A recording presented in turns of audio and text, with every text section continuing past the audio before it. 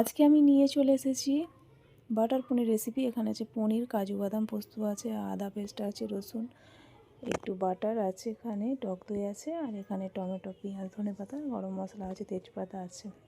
দুটো দুষ্টু এখানে বসে আছে, সবসময় থাকে যখনই রান্না করি। এখানে রান্না চাপাবো আমি, তার আগে দেখে নাও।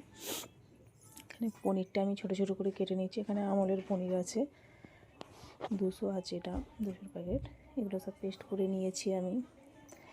এখানে বাটার আছে, বাটারে পনিরগুলো একটু ভেজে নেব হালকাভাবে।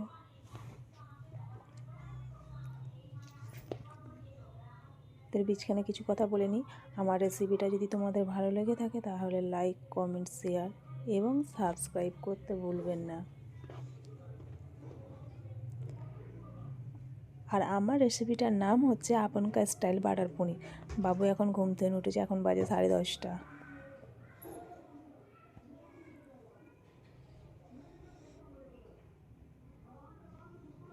এগুলো একটু ভেজে নিচ্ছি,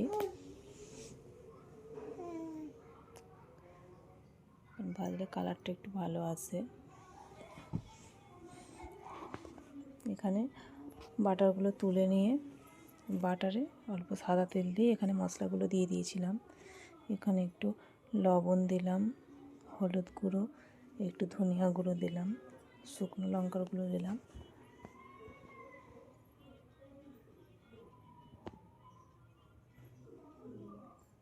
এটা অনেকক্ষণ ধরে কষিয়েছি।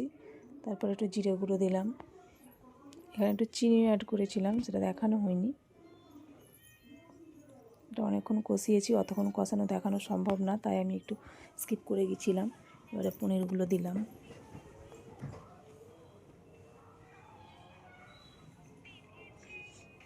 একটু গরম পানি দিলাম, এর ভিতরে একটু ধনেপাতা দিয়ে দিলাম। হালকাভাবে একটু নাড়াচাড়া করে সামান্য জল দিয়ে এটা রেডি করে নিলাম। 5 মিনিট ফুটিয়েছিলাম, এটা দেখালাম না, স্কিপ করে গেলাম। Recipe ready.